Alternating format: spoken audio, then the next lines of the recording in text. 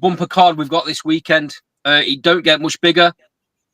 We've got a massive show in Windsor Park for the IBF vacant welterweight title. Lewis Crocker, Paddy Donovan, do it all over again. We'll talk about that one very shortly. We're also going to talk about Inoue, and we're going to talk about Adam Azim's new contract.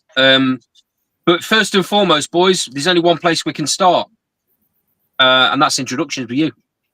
So, joined all the way from the South Coast, we've got Sean. How are you, mate? Good evening, guys. Good, thank you. Yourself? And then couldn't be much further away from the South Coast, and that's Mick. How are you, pal? Very well, thanks, buddy. Thanks for having me on again. Great card, isn't it, Mick? This card in Allegiant Stadium, Las Vegas. Canelo Alvarez versus Terence Bud Crawford. It's mouth-watering. Everyone's been going back and forward on predictions. People keep changing their minds. It's a fight. This could potentially be a fight for the ages. This is a maybe a Sugar Ray Leonard, Marvin Hagler.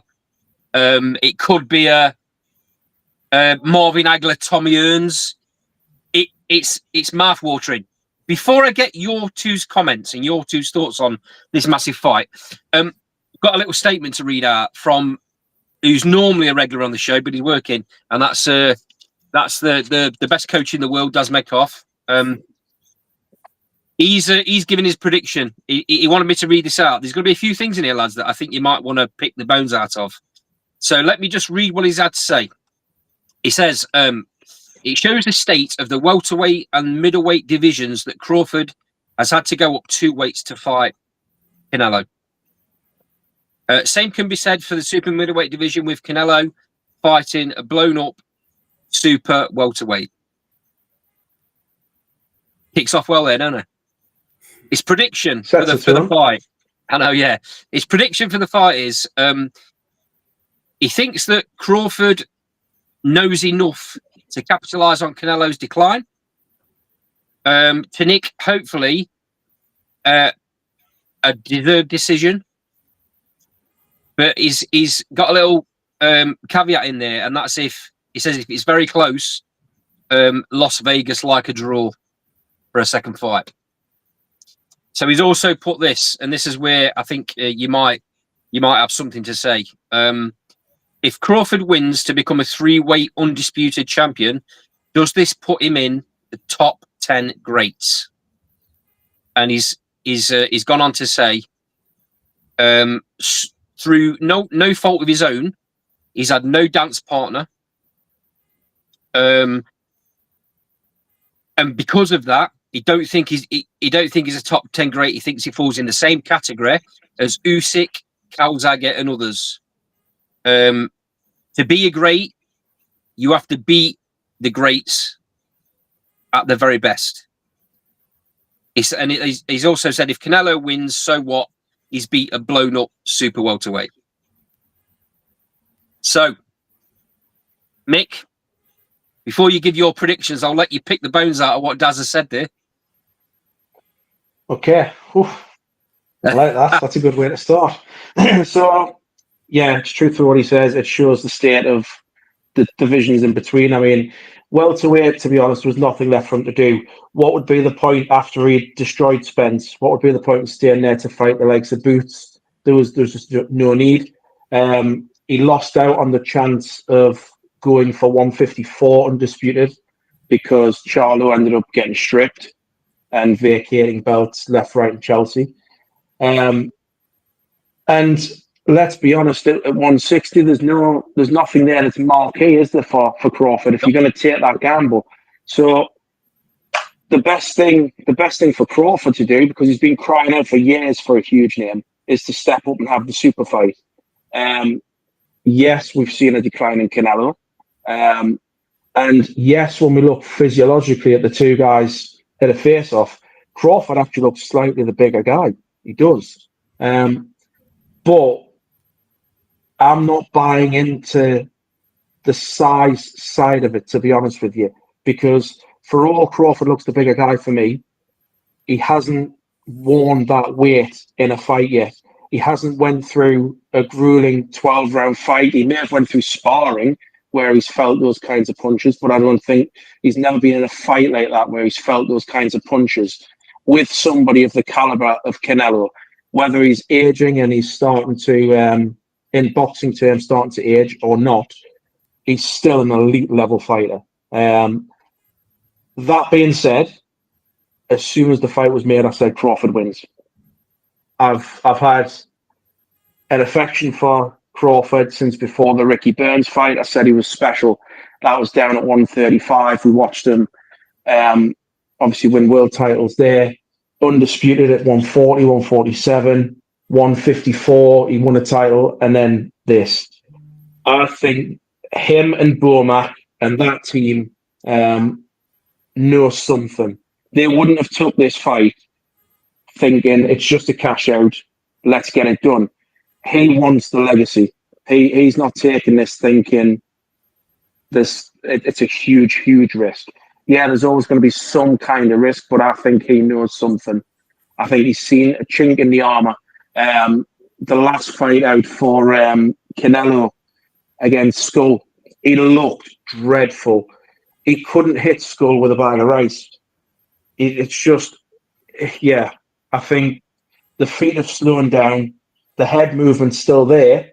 However, he's in with, at the time, Canelo was in with Skull, who he's not the greatest caliber. I think someone, a sharpshooter who can switch hit like Crawford, is going to dance and pick him apart.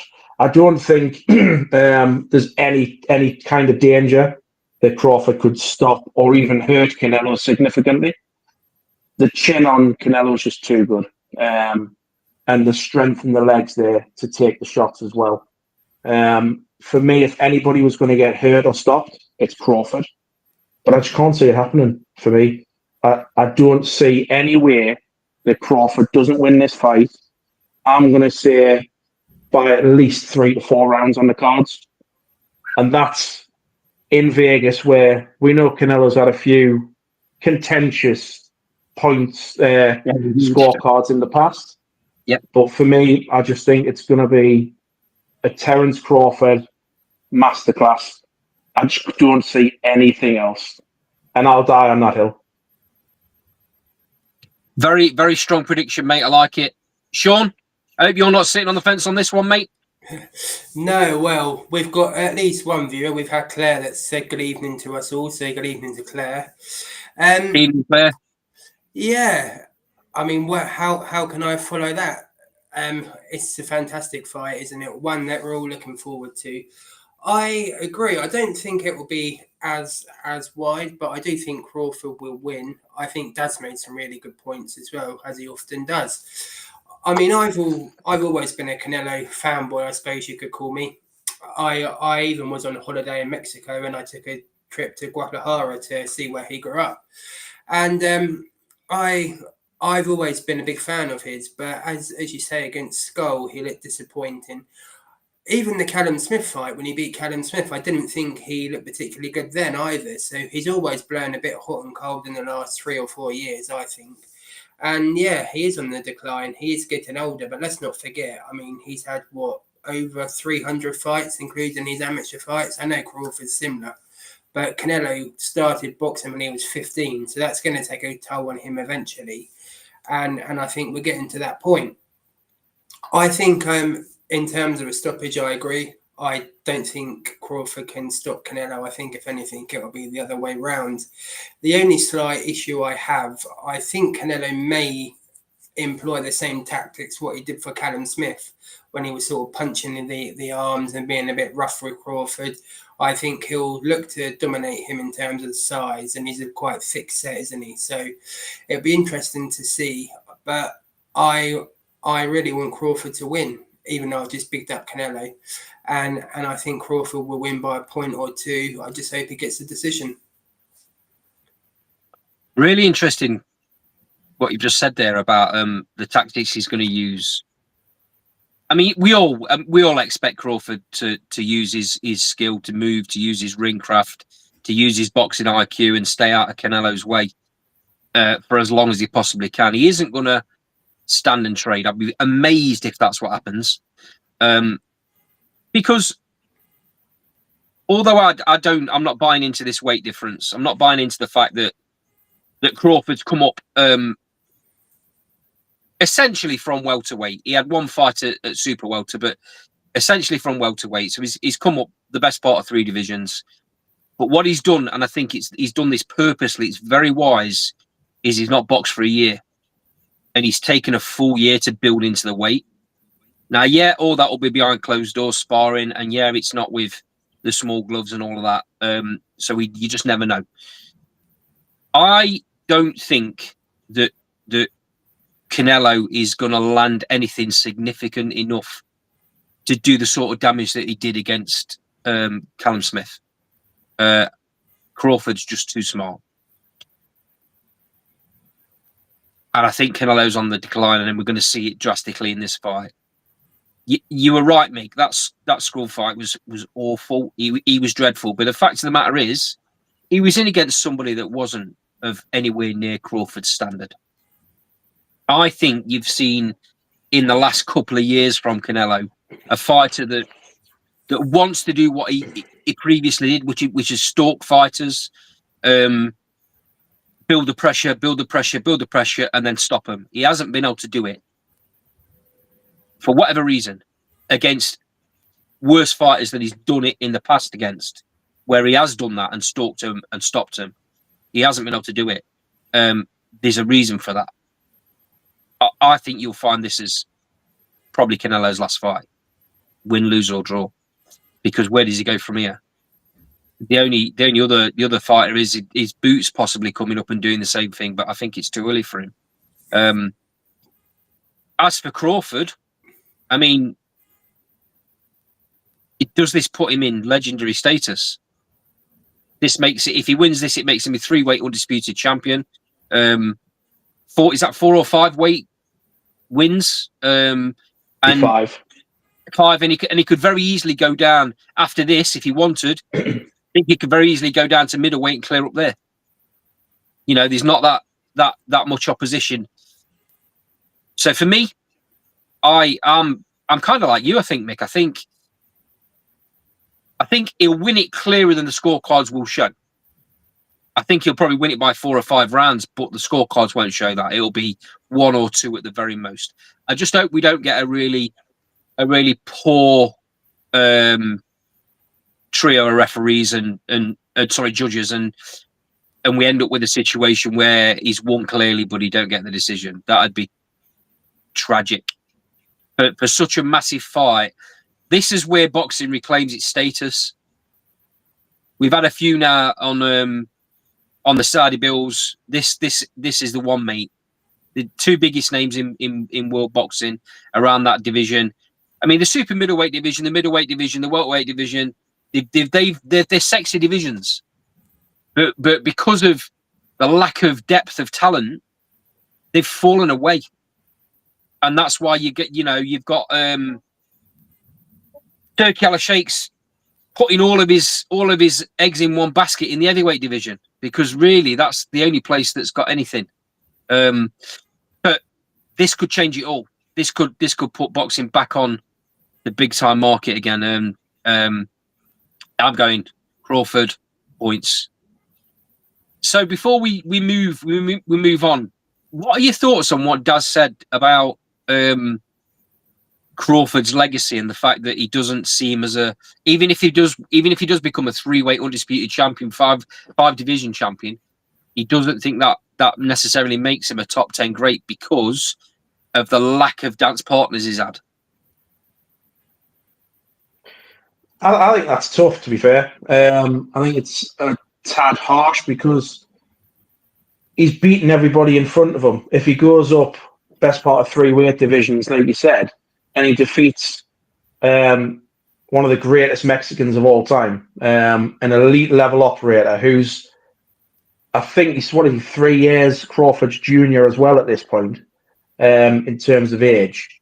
It's for me, I think he does sneak into the top 10. I really do. As you say, he's talking about potentially 5 weight, three-weight undisputed in the 4-belt era. That part of it as well has got to be taken into context, because in previous years where we've had undisputed, there's been less titles as well. And it's not just about collecting those titles; it's about the fact that he's held on to them as well.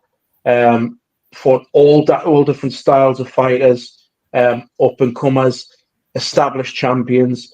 He had the super fight against Spence, which, when have we seen a fight billed as a super fight but be so damnly one-sided? He absolutely destroyed the guy. We don't see that. And then for him to reach out for greatness now and move up to fight the legendary Canelo Alvarez, if he's successful, how can you then knock him and say, well, you haven't fought anybody, you haven't had the dance partners? He's doing everything in his power to do so. So for me, I think he would sneak into the top 10 of all time. I really do. Bearing in mind, 135 is where he started. 168 is where he could finish. Yeah. No, I get it, mate. I get it, and you make a lot of very, very, very, very valid points.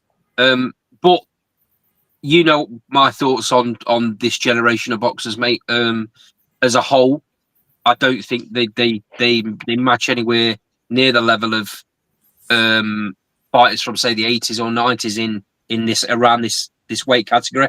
I think that was the golden age, and I mean, do I think Crawford could have lived in that era? It would have been great to see. It would have been great to see what happened. But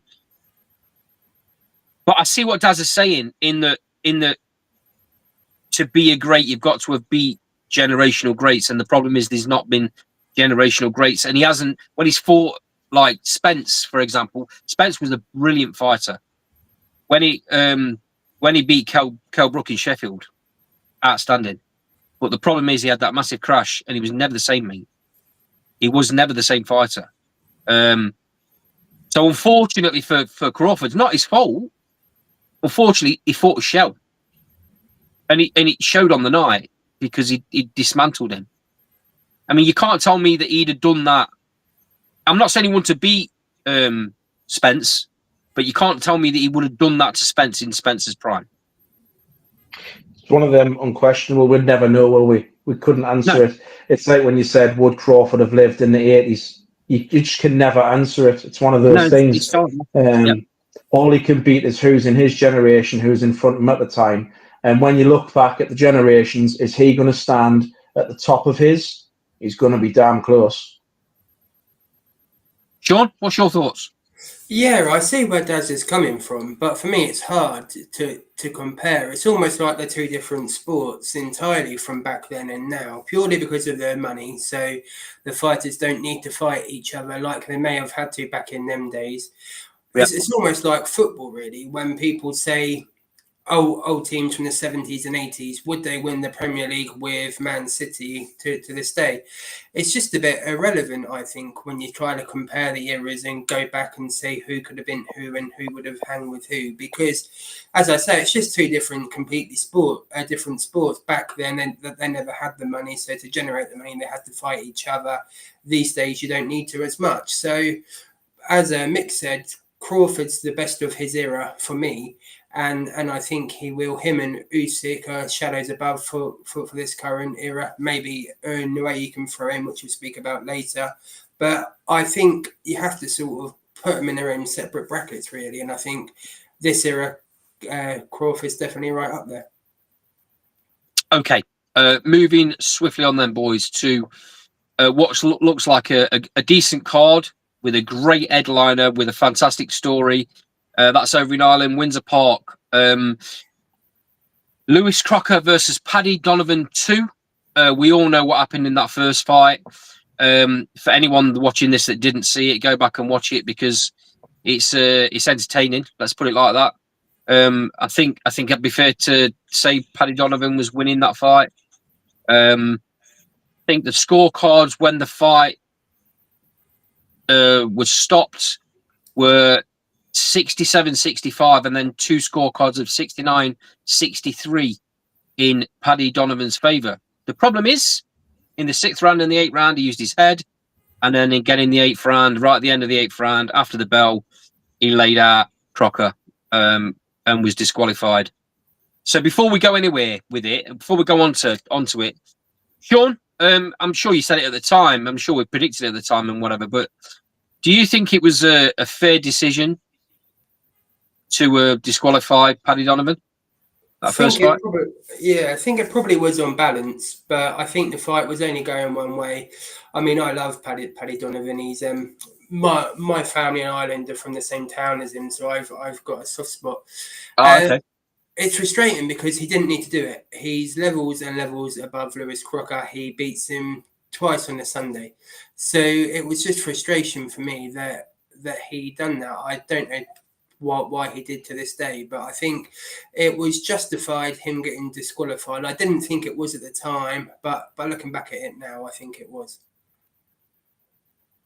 Mick, it's created a monster of a fight for the second fight for the vacant IBF welterweight title. Just turned it into a massive card, hasn't it? It's turned it into a massive fight. So much on the line. Break it down for me, mate. I don't see how Paddy Donovan loses. I really don't. I mean, first fight, he was bossing it for me. I'm sure he had 2 points deducted, for use of the head. And was it not use of the elbow as well? I think it was. Yeah, a point deducted in the 6th and a point deducted in the 8th. I think they were both for heads. Yeah. So you're talking scorecards that at that point in the fight were conclusive and with points deducted. It wasn't a close fight. It was a good fight, but it wasn't a close fight. There was somebody clearly winning that fight. Like Sean said, to make a great fighter, there's got to be some sort of element of self-control. You're absolutely bossing a fight. Why on earth are you doing what you did? You have the self-control or the lack of in that moment, one of the biggest moments of his career to that point, if not the biggest, and he blew it. I think Paddy Donovan's going to come in with a point to prove because he's now got a loss on his record that really should never have happened. The decision from the referee, although it did seem knee-jerk at the time, I think was the right decision. Regardless of how the fight's going, did Paddy Donovan put Lewis Crocker in a position where he could carry on without being unhindered? I don't think he did. So there was only one decision that had to be made, and the ref did the right thing. So, in a way, Donovan got what he deserved. But he's the better fighter. I don't think he has any problem winning this fight and becoming IBF welterweight champion, to be honest. I think he'll make it look easier than first time, if I'm honest with you. The interesting thing, you've just mentioned it there, mate, is that was the biggest fight of his career. He didn't handle it very well. This is an even bigger fight on a bigger stage. How's he going to handle this? You'd like to think the team around him have gotten his ear, wouldn't you? You'd like to think. Listen, we all make mistakes. Everybody's entitled to a second chance. Let's be honest, he wouldn't have this chance if it wasn't for Boots Ennis vacating and going to 154. That's what's left the title vacant and gave Donovan's team the chance to appeal and get the rematch. So he's had an element of luck, but I think now it's going to be switch on time and do the job. I don't think we'll see the same foolishness. Well, let's hope not. I mean, go on, Sean. Yeah, I was going to say the only slight concern I've got about it now, just thinking out loud, is because obviously Donovan's going into Crocker's backyard, and it's Ulster against Munster in Ireland, which is a massive rivalry in sports. So he's going to have 20,000 essentially against him, Donovan. So I just wonder if the emotion of that could get the better of him as well. So it's going to be really interesting to see how Andy Lee and the team sort of calm him down and maintain him keeping a cool head in this fight, especially if it does get a bit spicy. Yeah, it's really surprising. Andy Lee is normally brilliant when it comes to game plan, brilliant when it comes to tactics. But for Paddy to kind of lose the plot the way he did and not have any self-control when he'd been warned numerous occasions before that as well. before he got the points deducted, he'd been won numerous times, and for him not to have that self-control under a coach that has such good game plans, it's really bizarre. I mean, I can't imagine the same thing will happen again. I think you're right. I think the team will have spent a lot of time making sure that he's switched on. Clearly, Lewis Crocker's going to try and get in his head, and he's going to try and he'll do it in the fight as well. He'll be talking to him, and he'll be trying to get him to flip that switch. And probably, I agree with you guys. That's the only way Crocker gets a win in this fight is to get Paddy Donovan to lose the plot. Because, like I said, that first fight for me was quite one-sided, and I don't see any different. I can't see Lewis Crocker's made any massive adjustments in the time period in between the two fights. So yeah, for me, Paddy Donovan, easy points win. There's some other great fights on this card, boys. So we'll go straight into what could end up being fight of the night, and that's Ishmael Davis against Kevin Agyarko. What a fight this should end up being. Sean, I'll come to you first, mate. Ishmael Davis has looks like he's moved from GBM, his promoter, that have been backing him for such a long while. Got the bit between his teeth by the looks of it. But Agyarko's great, isn't he? Are you seeing this one, Sean? Yeah, I think it's going to be a shutout points win for Queven, to be honest. And I think he's been a bit unlucky, really, because he was with Matchroom at the start. He kind of had a couple of stinkers. They got rid of him. Now he appears to be back. So good to see him get this chance, to be honest. He's in Belfast in his home city at Windsor Park. It's a brilliant story. I love the build-up, as you said. I don't know if you saw the press conference today, but they were just going at it at each other. It was brilliant. I think Queven will outbox him. I think Davis is obviously coming off a couple of losses, albeit against great performers. But I think Agyarko is just on another level, to be honest. I don't know if he's at a world title level or at world level, should I say. But I think he's certainly at a level good enough to beat Davis for sure, and albeit quite convincingly. Mick, you're nodding your head there. You in agreement? Complete agreement. Davis, like Sean said, he's coming off the back of 2 losses. He's going to obviously try and stop the skid, but I think I say Agyarko with a late stoppage. I really do. I just think he's not got a high knockout percentage. What is it? We're talking 7 in 17, I think it is, off the top of my head. But I just think he's going to land too frequently and too cleanly, and he'll get the job done. I don't think it'll be a concussive knockout by all means. I think we're going to need Davis getting saved by the ref at some point, but it'll be late. Okay.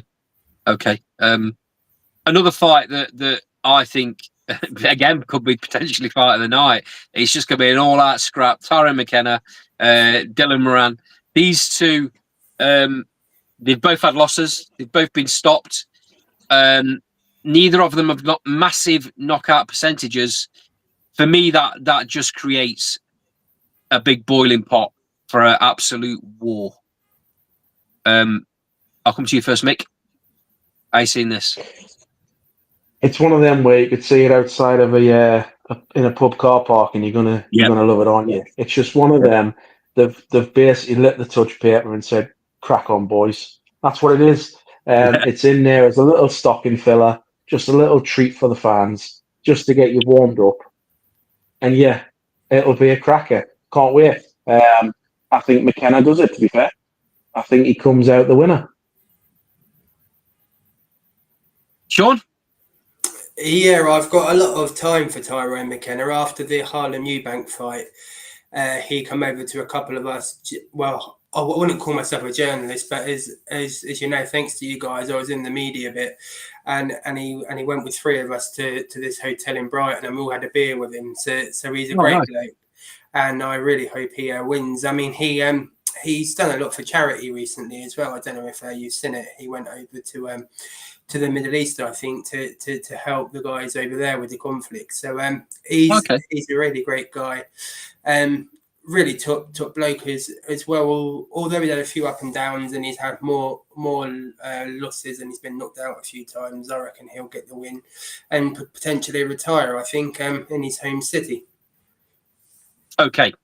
One more fight I want to touch on this card, and that is the boxing debut of former MMA star Molly McCann. She's in a 6-rounder for a debut against a former opponent for friend of the channel, Nicola Oatwell, in Kate Radomska. Nicola boxed Kate a couple of fights ago at flyweight for the Commonwealth title and did a number on her. So this fight for Molly McCann is up at bantam. To give a little bit of context, Kate Radomska last time out boxed a 3-0 fighter and lost as well. So should, in all senses, be a fairly straightforward night's work for Molly McCann, but new discipline, Sean, you never know, do you? No, you don't, and it's an intriguing fight. I mean, I must confess that I'm not the biggest fan of the UFC, so I haven't seen too much of Molly McCann in that. So I couldn't tell you if she's a stand-up, if she's a wrestler, or whatever her discipline is. But she's obviously now come over to boxing. As you say, it's an opponent that should test her. I presume it's one that they're thinking she'll blow away or win convincingly. So let's see how she gets on. Mick, does it tell you a lot about Molly McCann's mindset that she's left the UFC after a decent career? She's taken a pay cut by all accounts to come into boxing.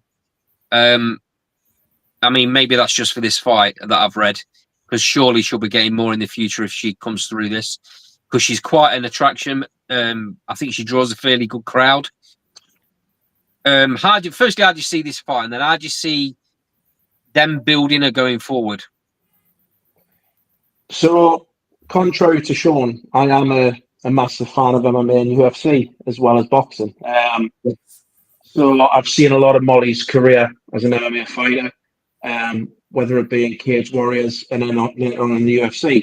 And the nickname Meatball Molly McCann, there's a couple of reasons for that.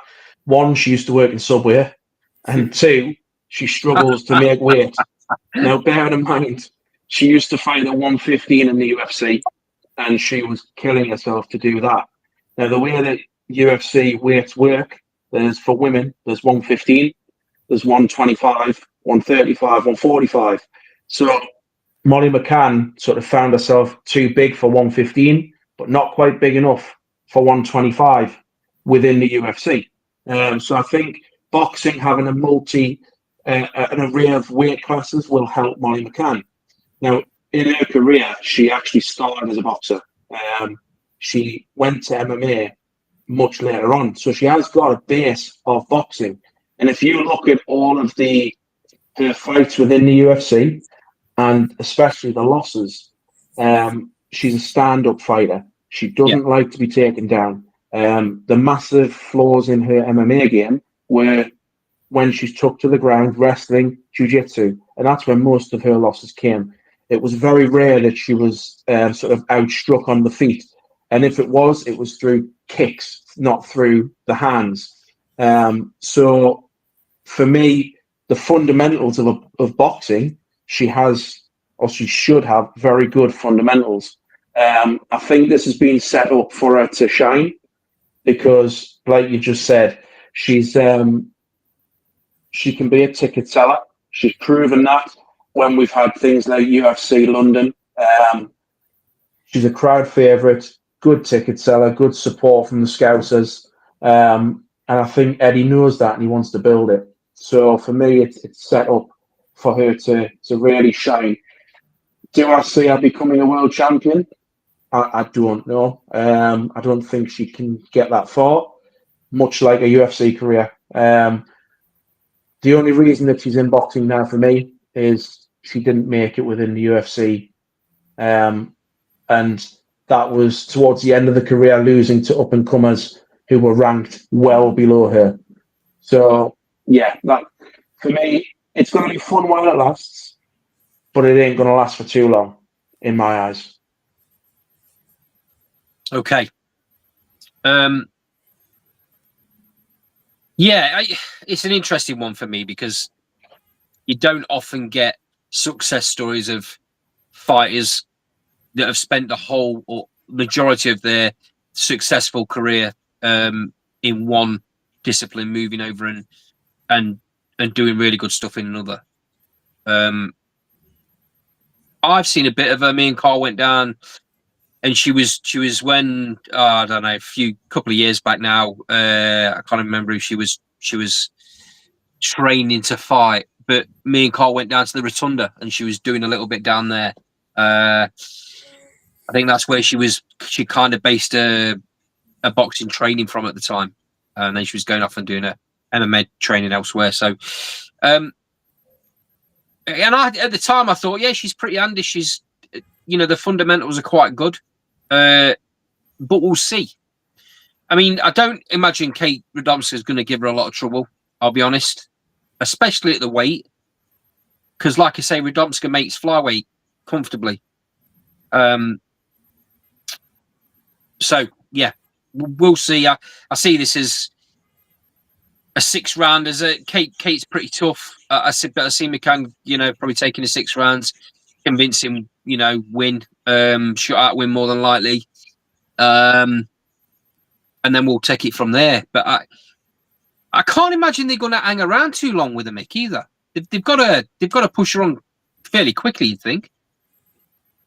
Definitely, with what she's already put her body through for the UFC, with the mammoth weight cuts. I mean, the weight cuts you see in MMA compared to boxing, they take far more toll on the body. So, like I say, when she moved up to 125 in UFC, she's fighting girls who are cutting from 140 plus. Yeah. So that's why she was obviously undersized. Whereas, like you say, in boxing, because there's more weight classes, you find the cut is normally less. So I think, like you say, because of the toll on her body at the age she's at, they're going to have to move her fast. They've got no choice. Okay, moving swiftly on, lads. Third topic of the night. This one I raised my eyebrows a little bit at because of what's been currently happening with Boxer and the fight and the fighters they've been losing thick and fast. But Adam Azim has decided he's signed a new promotional contract under Boxer. Sean, what's your instant reaction to this? Yeah, well, it was the first I heard about it before we went live, and just looking at this sort of schedule we had.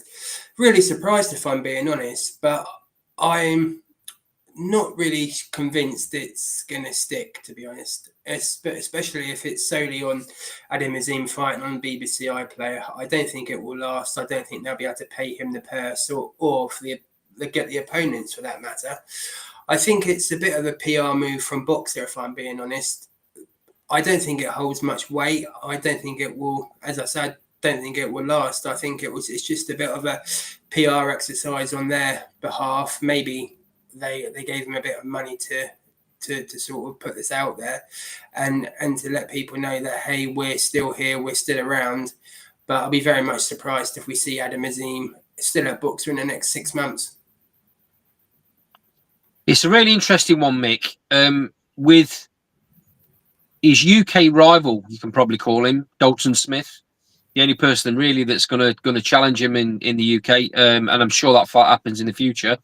With Dalton Smith getting his world title shot, albeit he's having to travel to do so, Adam Azim isn't going to be far behind, and surely Boxer have got to be looking at a world title tilt at some point. How's that going to work? Because I don't think the BBC are going to have the money. I don't see how it does work. I mean, I would like to think that Sean's right when he said 6 months, because if Adam Azim stays with Boxer, I think it's career suicide. I mean, if you look at BoxRec, I think he's ranked number 4. With the only people ahead of him, you're talking Richardson Hitchens, Mateus, and Teo. So can you really see Boxer getting any of those guys to fight Adam Azim? Not a cat and hell's chance. Definitely not in the UK. Definitely not. For me, I would like to think that Sean's right, and Ben Shalom's just gave an open checkbook to try and make it look as though he's steadying the ship. We've still got a big name prospect here, and we're still there for these fighters, but they're not really. This will, I mean, we've done shows about Boxer. They're on the decline. I don't think they'll be there in a year, 2 years, to be honest. I think they'll have dwindled away, personally. I could be wrong, but that's me. That's my opinion. But if Adam Azim stays there, for me, it's career suicide.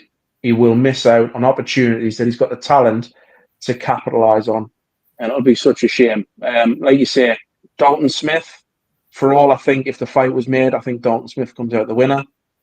It would still be a great fight for Adam Azim to be in, to get that experience and then push on after it, even if it is coming off a loss, for example.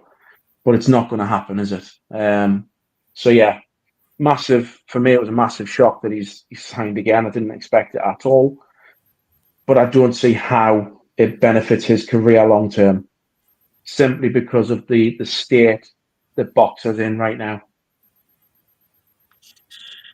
I mean, I'm a big fan of the McGuigans, as you know, mate. I've said it countless times on the show. I like the way Barry McGuigan goes about his business. He'll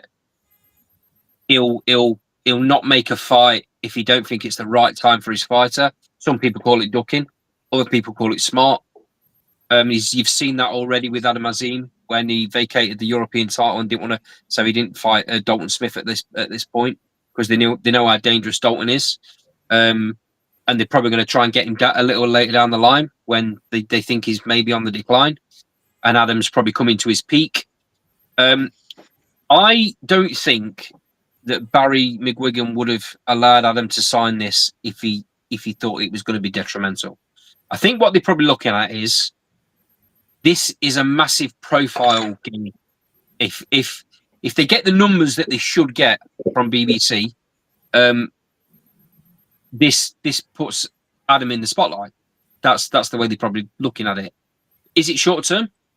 More than likely, but we're not going to know that because they're not going to divulge the inner workings of this contract, are they? It's yeah. I'll be very, very surprised if this is a big long-term contract. It's probably for big money, but and there's probably things in there that allow him to get out of it if things don't go his way and they don't get the fights.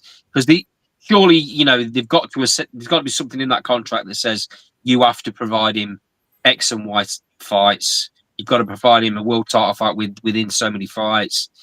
If it is that long a contract, if it's only 6 months and it's for one fight, then I mean, do they do it a fight by fight? Is that it? It'd be nice to know what is in his contract, but I don't think we're ever going to find out.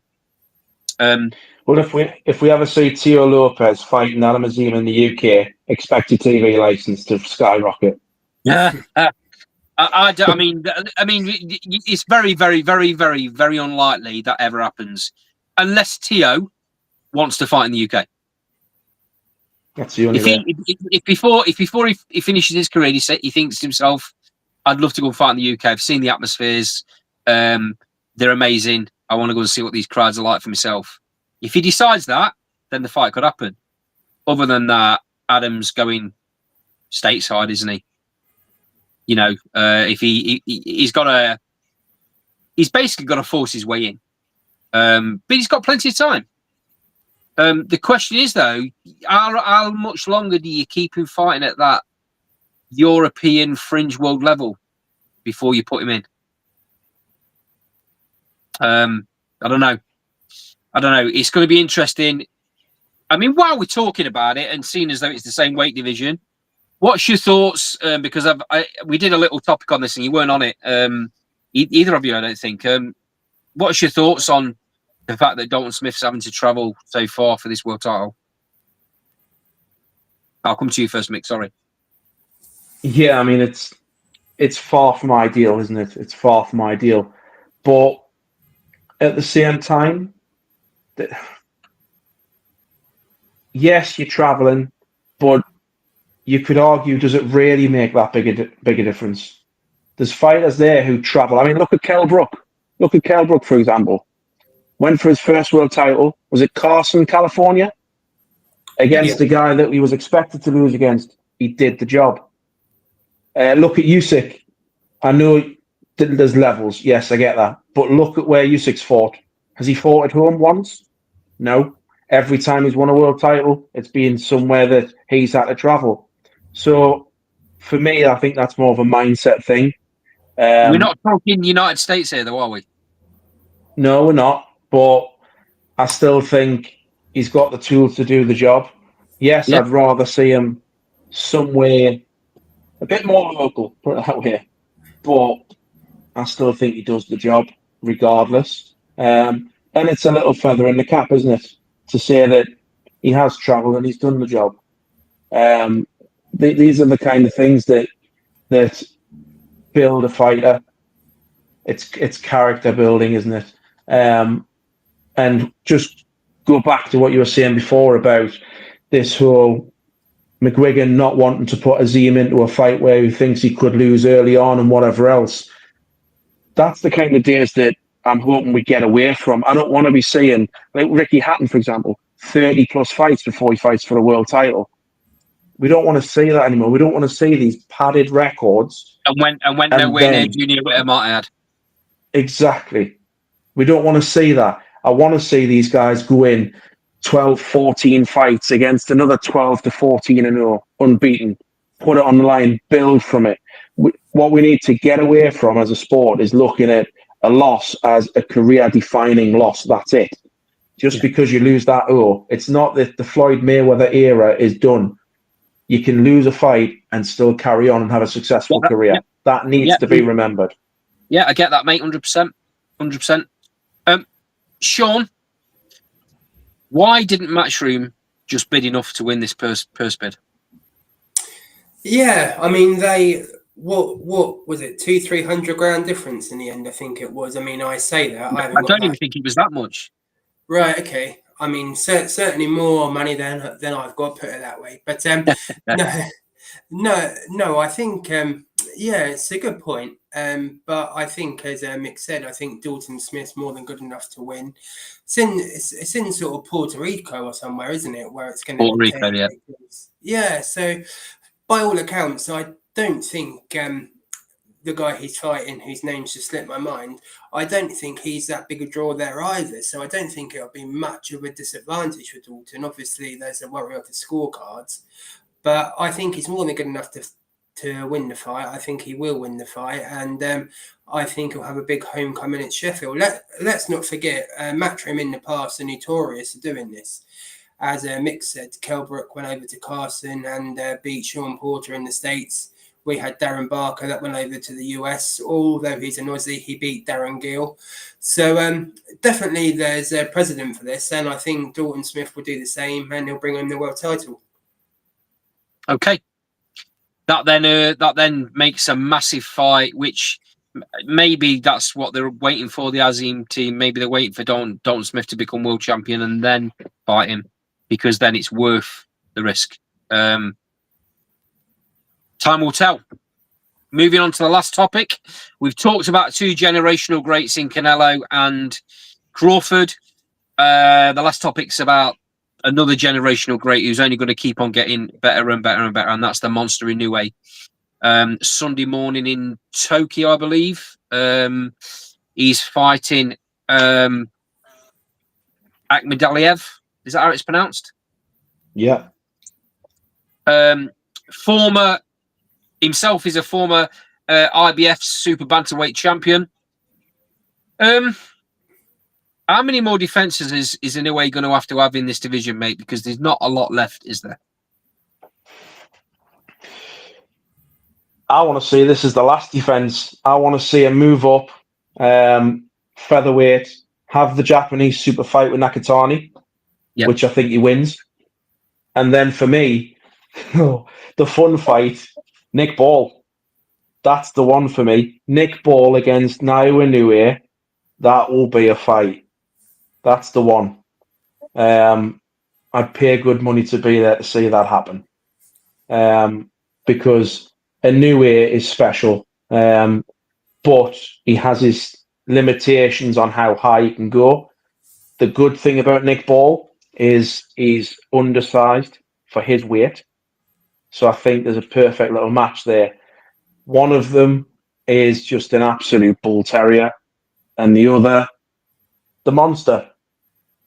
You couldn't get a better fight than those guys. So for me, get rid of Akhmadaliev, get that notched off, and then move up. Japanese super fight with Nakatani, which in itself, it's an amazing fight. But the one that I'm desperate to see is Naoya Inoue and Nick Ball. Sean, does he have any trouble at all with Akhmadaliev on Sunday? I mean, is it just typical Inoue? Does he just come out of it, pretty much unscathed? I mean, he's got to get to a point now. There's got to be a fight, and you've just talked it there, Mick. That there's that massive fight, upper weight division.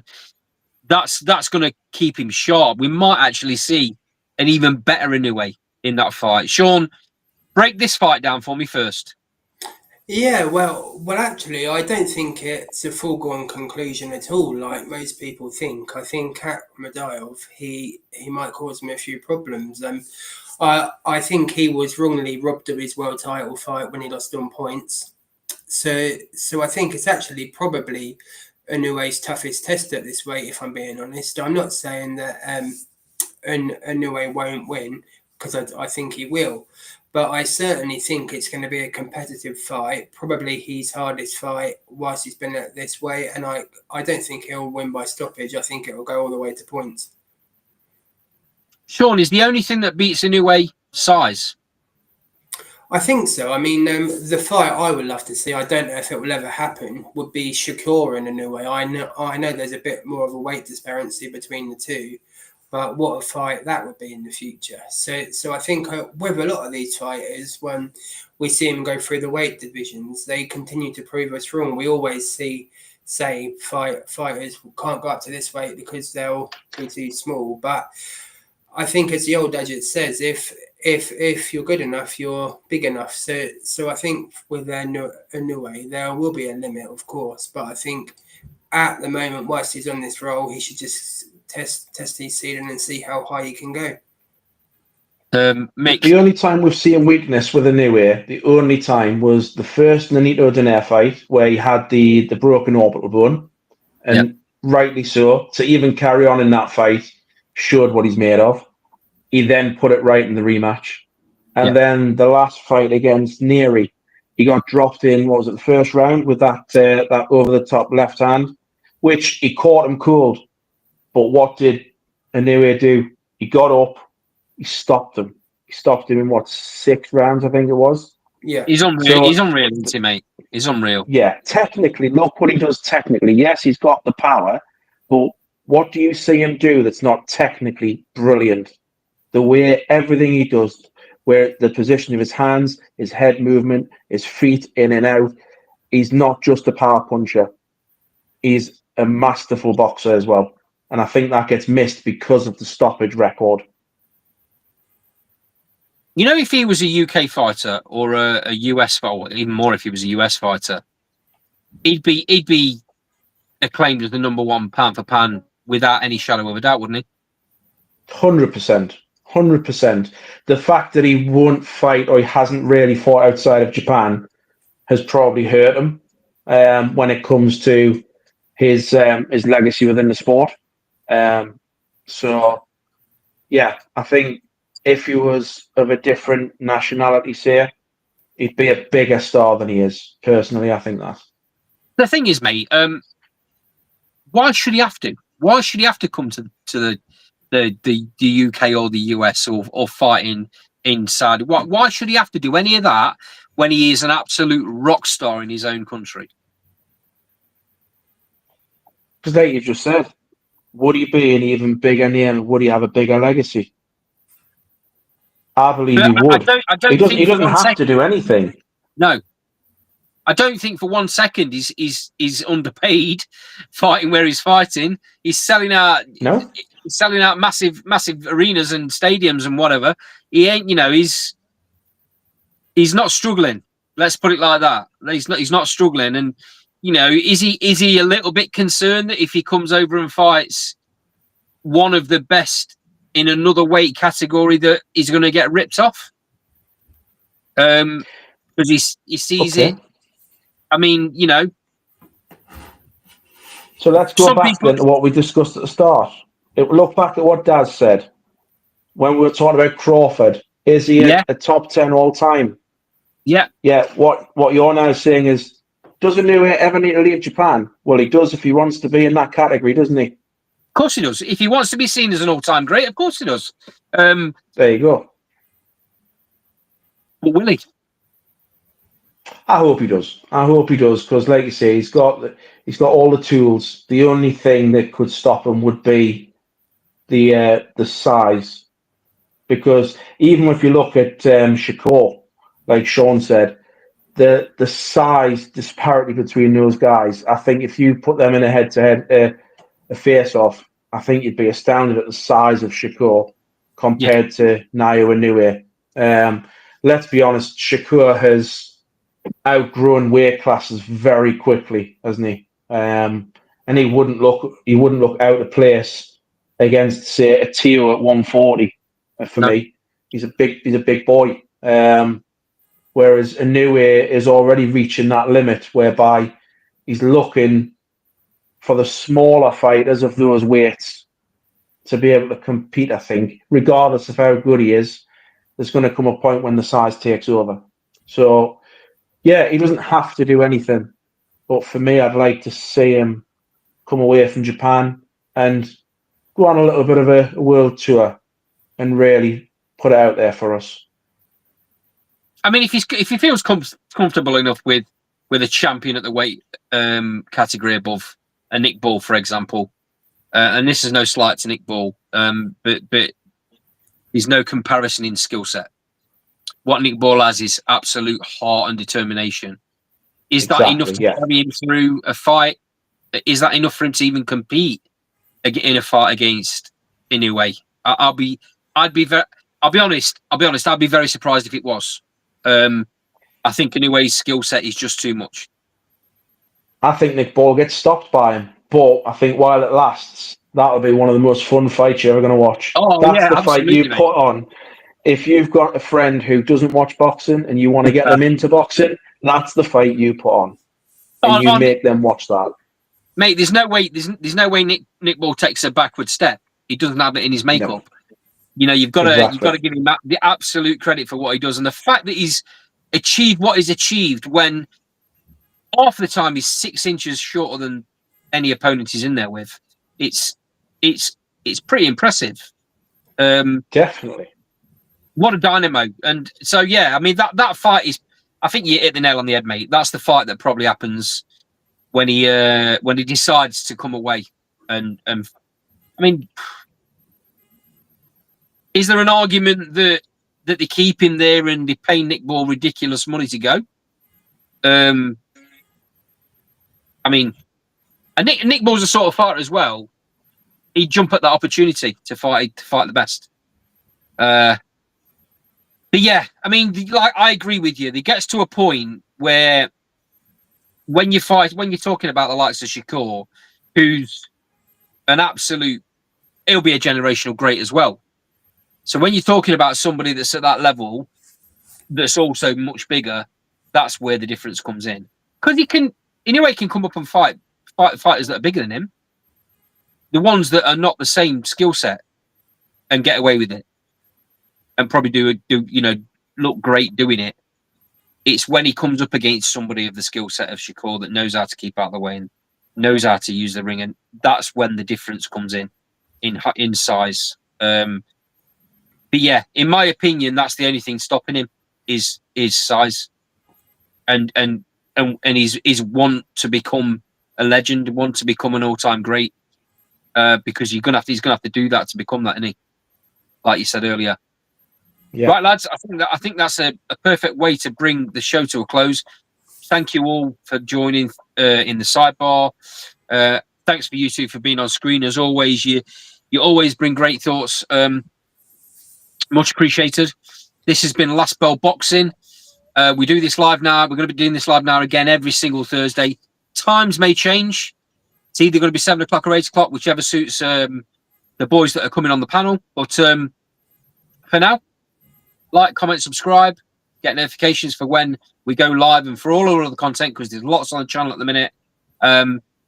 Reaction shows, thoughts on up and coming fights, all as pre-records, lots of gym visits, lots of fight reviews from fight nights, all on the channel. Take a look. And we'll see you next time. Thanks for joining.